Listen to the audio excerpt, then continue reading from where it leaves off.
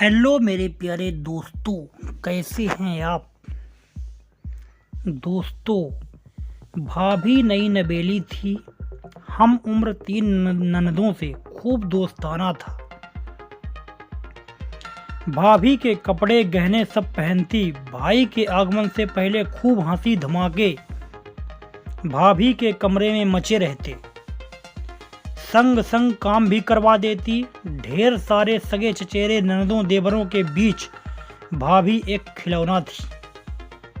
पर सगे देवर और ननद से हल्का सा अदब बना ही रहता। वो सबकी एक एक फरमाइश दौड़ दौड़ पूरी करती। माता पिता ने समझाकर जो भेजा था, परेशानी इसमें कोई थी भी नहीं उसे। मायके में भी जिम्मेदारियां बिटिया रही थी। बस एक मलाल दिल में बना रहा था, कभी कोई उसके दिल की बात ना पूछता। ससुराल में उसके मुस्कुराते खिलखिलाते चेहरे को ही सब उसकी सहमति माने खुश हुए रहते। आज ननदें खरीदारी को जा रही थी। उसका भी मन था बाहर निकलने का, थोड़ी देर रिश्तों वाली बोझिल घुटन से बाहर ताजी हवा में जाने का।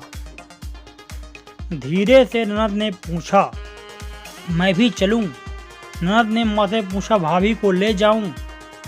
माँ ने जल्दी आने की ताकीद और सिर से पल्ला ना गिरने का बहू को सांकेतिक फरमान दिया।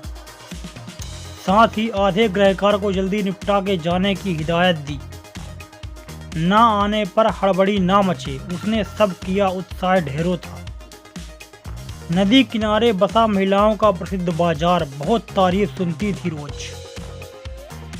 चलते वक्त माँ ने कमर में खोसा हुआ चांदी वाला गुच्छा निकाला। अलमारी से नोटों की गड्डी निकाल बेटी के हाथ में थमा दिया। बहू ने सोचा शायद मुझे अब दे। अलमारी बंद हो गई। कमर में चाबी का गुच्छा लटकाए सास पलंग पर लेट गई। बहू सारा बाजार पल्ला संभालते एक हाथ से पर्स थामे रही। घर लौटते वक्त ननदों ने हंसी की। भाभी ने कुछ नहीं खरीदा। भाभी के पास तो सब भरा ही है, नया कहाँ रखती। भाभी मुस्कुरा दी।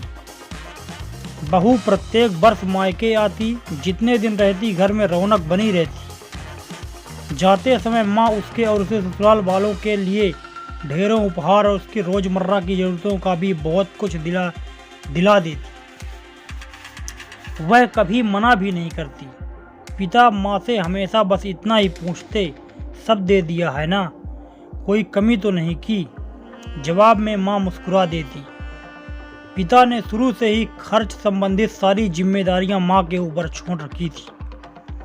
उन्हें माँ पर पूरा भरोसा था और माँ को अपनी बच्चों की परवरिश पर।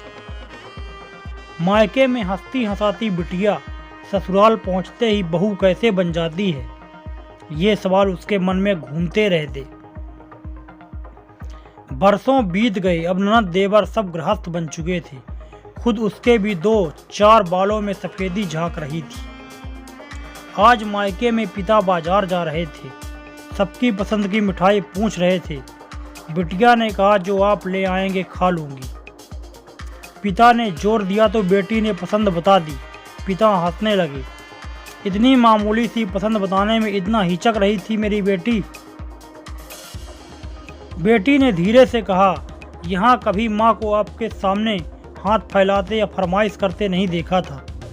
हमें भी जो चाहिए होता माँ से कहते तो माँ तकिए के नीचे से निकाल अलमारी की चाबी पकड़ा देती। हमें जितना चाहिए था हम भी उतना ही निकालते होते। उससे 1 रुपये कभी ज़्यादा निकालने की ज़रूरत नहीं समझी हमने।